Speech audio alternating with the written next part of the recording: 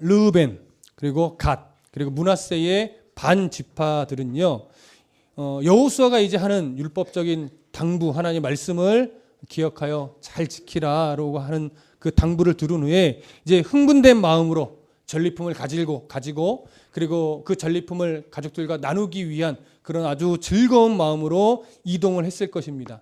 그리고 이제 길르앗쯤 가서 그 요단을 건너 요단 동편으로 이제 건너가려고 하는 무렵에 건너가기 전에 이제 뭔가 마음에 걱정스러움이 하나 딱 찾아온 거예요.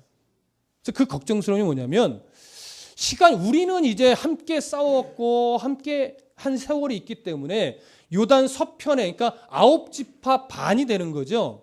그냥 10지파라고 하겠습니다. 그 10지파들은 요단 동편에 있는 3지파, 2지파 반이죠. 이 지파들과 한 민족임을 서로 알고 인정하며 함께 제사도 드리기는 하는데 세월이 흘러 우리 세대가 다 죽고 난 이후에 우리 자녀 세대들의 삶이 됐을 때는 요단강을 기준으로 서편과 동편이 아예 다른 지파처럼 서로 모른다고 하거나 요단 서편에 하나님이 세우신 실로가 있고 성소 거기에 있으니까 거기 모여서 함께 제사하려고 할 때 너희와 우리가 무슨 상관이 있느냐, 너희는 여기 제사에 참여하지 말아라, 이런 식으로 거절하게 될 것을 걱정하게 된 거죠.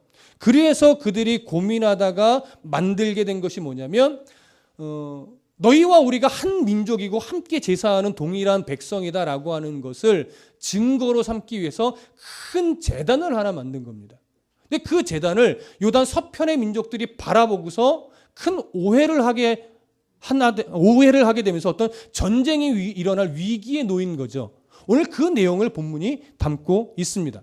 자, 이 내용에 대해서 오늘 우리가 좀 살펴보려고 합니다. 먼저 10절을 읽어보겠습니다. 여호수아 22장 10절 함께 읽습니다. 시작.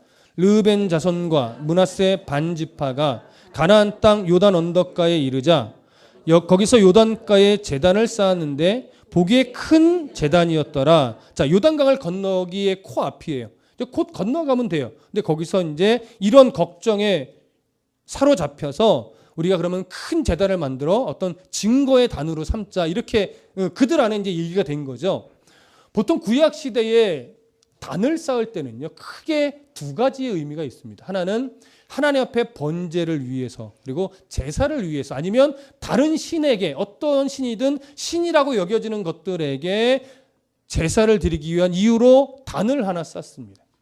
그리고 또 하나의 이유는 오늘 앞에서 서두에서 말씀드린 것처럼 어떤 제사와는 무관하게 어떤 사건을 기념하거나 어떤 약속을 증거 삼기 위해서 또 그런 약속을 위한 어떤 증거의 제단을 쌓는 경우가 있고, 이런 두 종류의 이유로 제단을 주로 쌓게 됩니다. 근데 오늘 구절에는 보기에 큰 제단이라고 되어 있어요.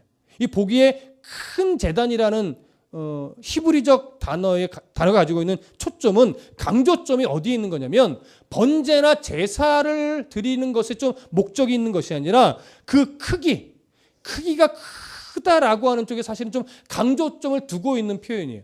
그래서 이 크기가 크다라고 하는 것이 제사를 위한 거냐 어떠한 증거를 위한 거냐 할 때, 제단이 크다는 것은 사실은 좀 증거를 위한 쪽에 더 가깝습니다. 그러나 그렇다고 해서 꼭 크기가 큰 것이 증거를 위한 것이다, 그런 건 아닙니다. 그래서 여기서 크다라고 하는 이미지는 뭐냐면 요단 동편에서도 보이는 거예요. 요단 서편에서도 보이는 거예요. 그렇게 큰 제단이었다라고 하는 거죠. 물론 가나안 땅 전체에서 다 보이는 건 아니겠죠. 요단강 가까이에 있는 이스라엘 지경 안에서는 어느 정도 볼 수 있는 큰 제단이었다라고 하는 거예요. 무슨 말씀인지 이해되시죠? 그래서 지금 요단 서편에서 이 제단을 바라보고 있는 이스라엘 백성들은 이 요단 동편에 있는 지파들이 왜 이 제단을 크게 쌓았는지 알지 못하고 있죠. 그러다 보니까 그들의 선입견을 가지고 오해를 한 거예요.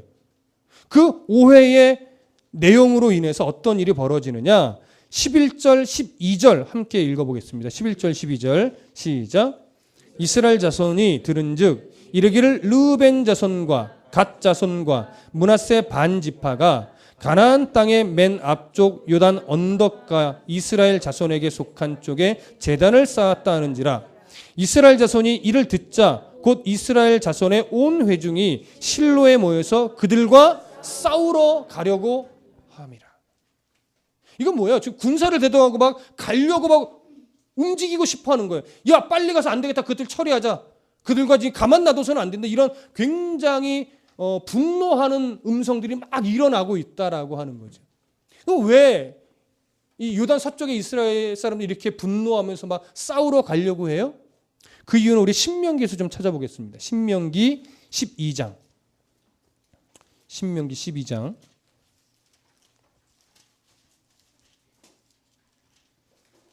신명기 12장 13절 14절.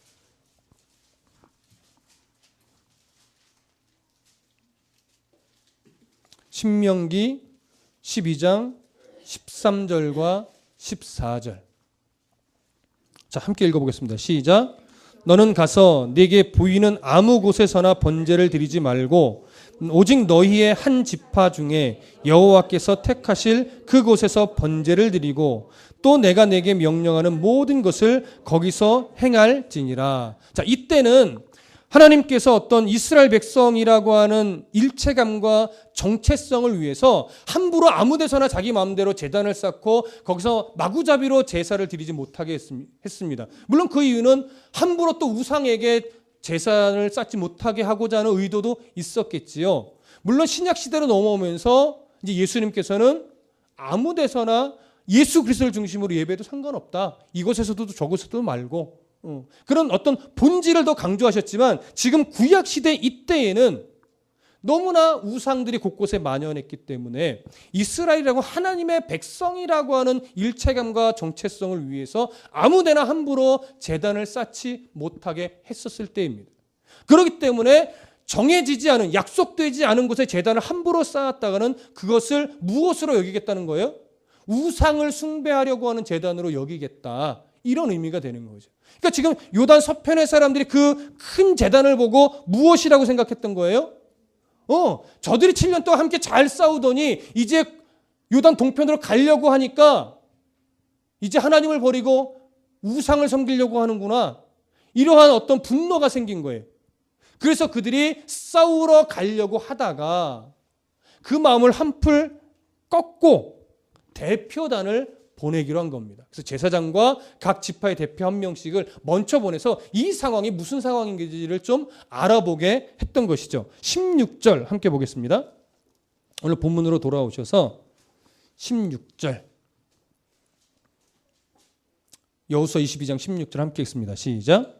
여호와의 온 회중이 말하기를 너희가 어찌하여 이스라엘 하나님께 범죄하여 오늘 여호와를 따르는 데서 돌아서서 너희를 위하여 제단을 쌓아 너희가 오늘 여호와께 거역하고자 하느냐.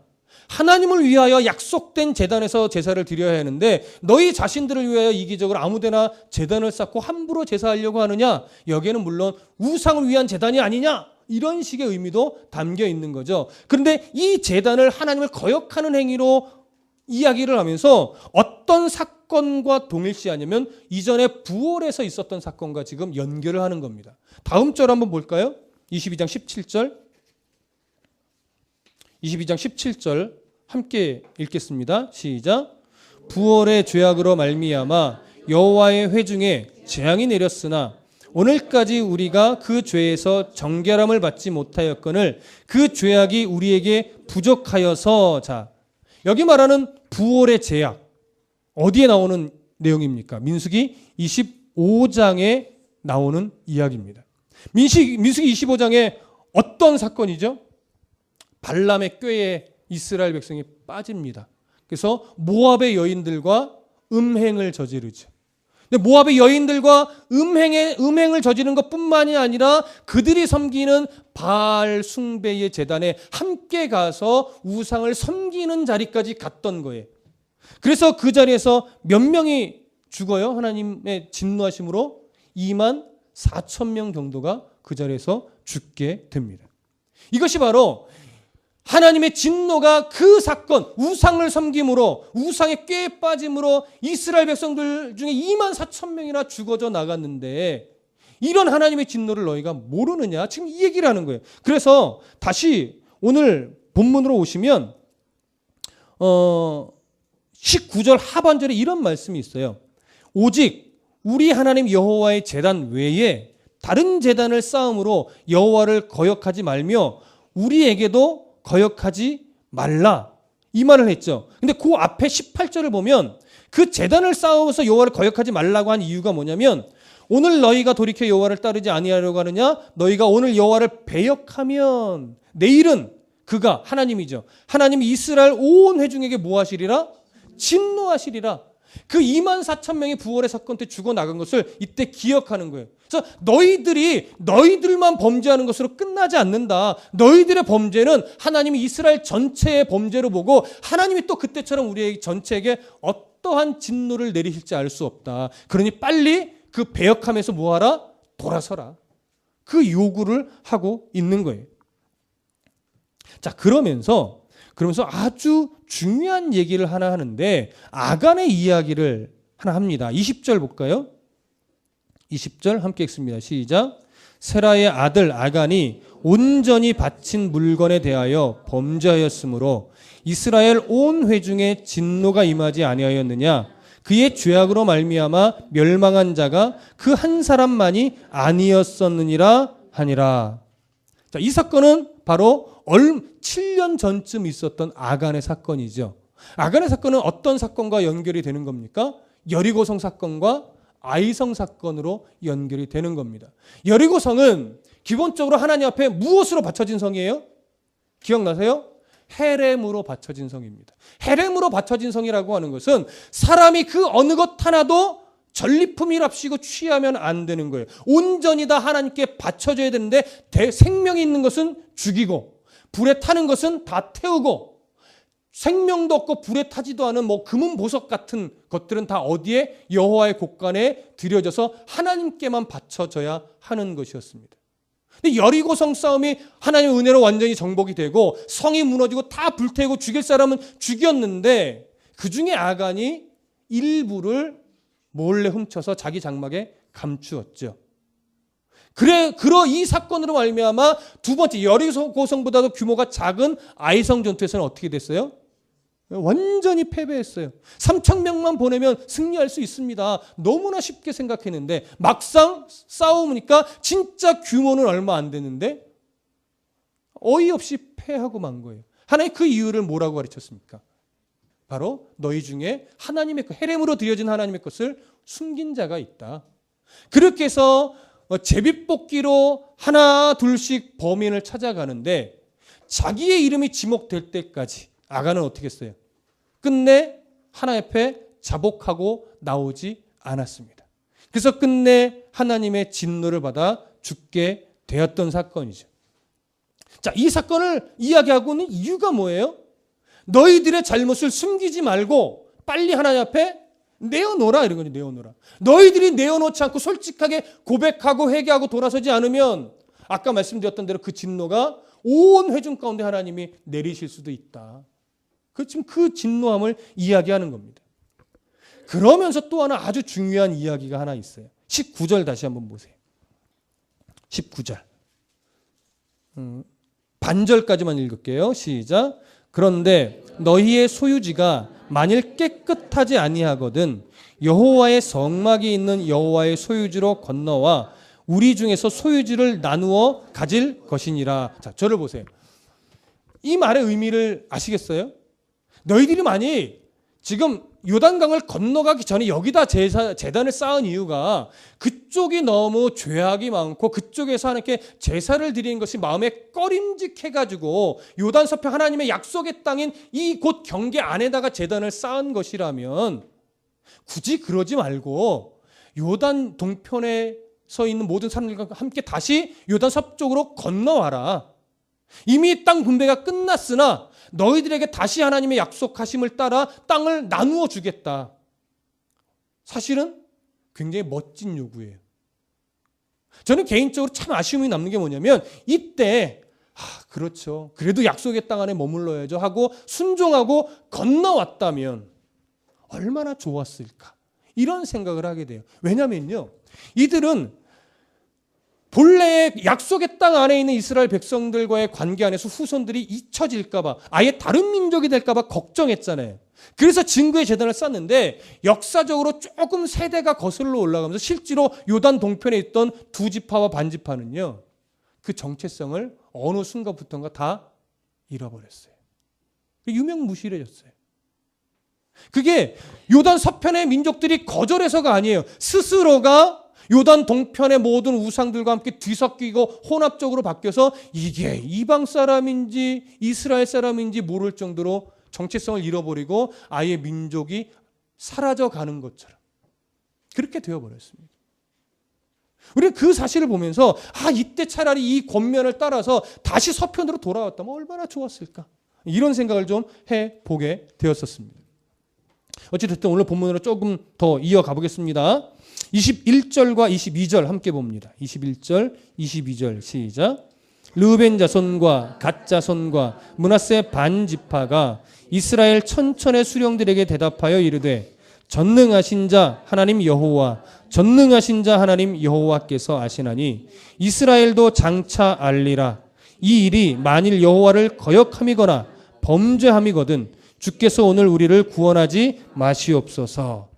지금 이스라엘 온 회중들의 대표들 앞에서 그들이 염려하고 그러면서 질문하고 그 다음에 돌이키라고 했던 요구에 지금 요단 동편의 지파들이 답변을 합니다. 전능하신 하나님 여호와라고 하는 이름을 두 번이나 반복하여 강조하면서 절대로 이 제단은 여러분들이 염려하고 있는 것처럼 번제를 위한, 그리고 또 우상에게 제사를 드리기 위한 다른 제단이 아닙니다. 이 제단은 번제를 드리는 제사를 위한 단이 아니라 하나님과의 언약을, 동일한 민족임을 후손들이 서로 잊지 않게 하기 위해서 우리가 하나의 증거로서 세운 제단입니다. 지금 그 얘기를 하는 것이죠. 그 내용이 24절, 25절에 있습니다. 한 번 더 읽어볼게요. 24절, 25절 함께 읽습니다. 시작. 우리가 목적이 있어서 주의하고 이같이 하였노라. 곧 생각하기를 후일에 너희의 자손이 우리의 자손에게 말하여 이르기를 너희가 이스라엘 하나님 여호와와 무슨 상관이 있느냐? 너희 르우벤 자손, 갓 자손아, 여호와께서 우리와 너희 사이에 요단으로 경계를 삼으셨나니 너희는 여호와께 받을 분깃이 없느니라 하여 너희의 자손이 우리 자손에게 여호와 경외하기를 그치게 할까 하여. 26절도요.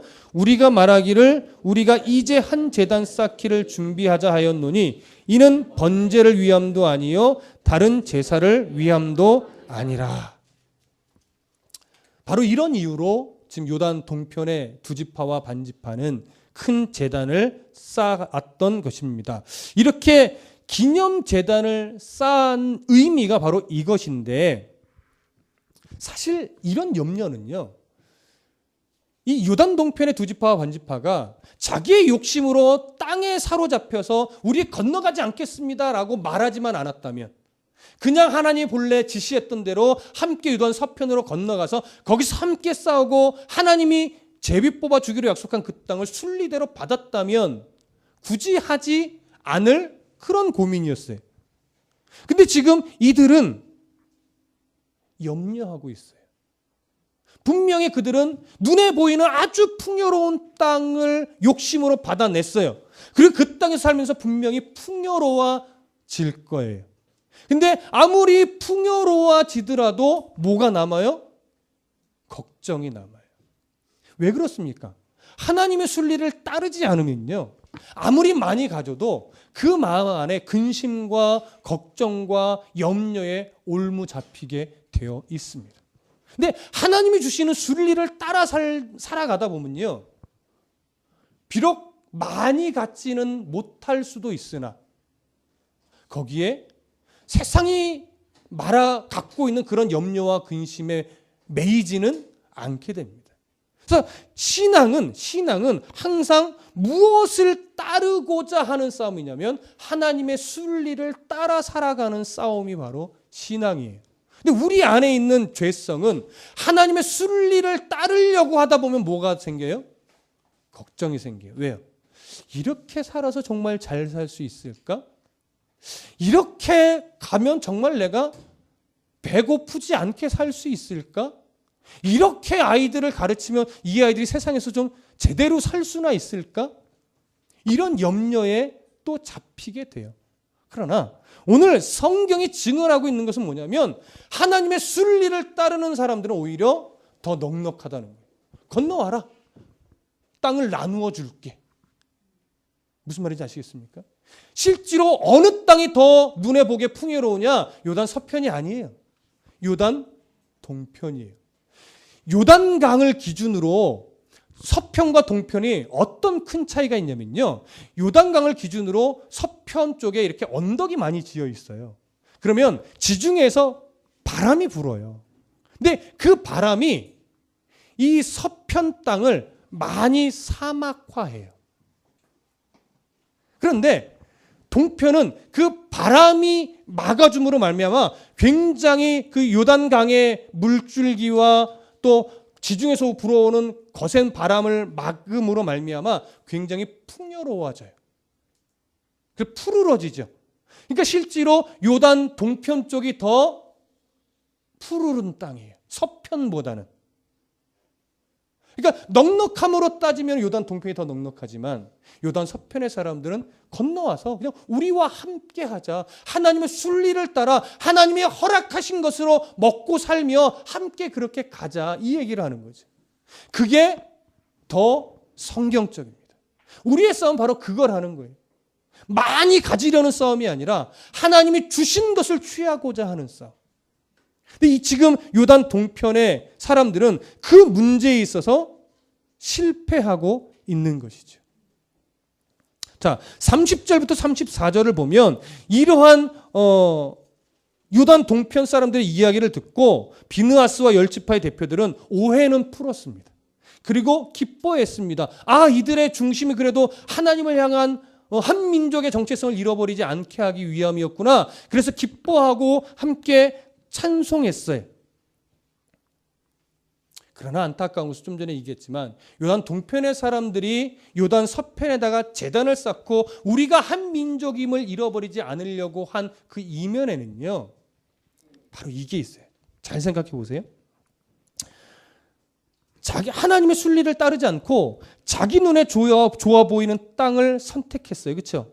이 풍요로움은 잃어버리고 싶지 않고 요단 서편의 하나님의 언약의 땅에서 예배하면서 오는 하나님의 복도 빼앗기고 싶지 않고 둘 다 뭐예요? 다 가지고 싶은 거예요. 그러니까 걱정이 오죠. 신약 성경은 이런 상황을 무엇이라고 표현합니까? 재물과 하나님을 겸하여 섬길 수 없다. 이게 뭐예요? 하나님도 1순위에 놓고 재물도 1순위에 놓고 그렇게는 신앙생활이 되지 않는다라고 하는 거예요. 하나님을 1순위에 놓고 하나님이 주시는 재물이 따라오도록 하는 것이 옳지 하나님도 제대로 믿고 물질도 성공하고 싶고 이렇게 똑같이 1순위로 놓고 신앙생활하는 것은 없다는 거예요. 성경은 그것을 말하지 않아요. 성공하는 것과 하나님을 섬기는 것이 똑같이 우선순위가 될 수 없습니다. 근데 우리도 이런 우를 참 잘 범합니다. 하나님도 잘 섬기고 싶고 세상적으로도 잘 나가고 싶고 그것을 조금만 우선순위를 바꾸셔야 돼요. 하나님께서 주시는 게 성공입니다. 저는 하나님의 자녀로서 최선을 다하겠습니다.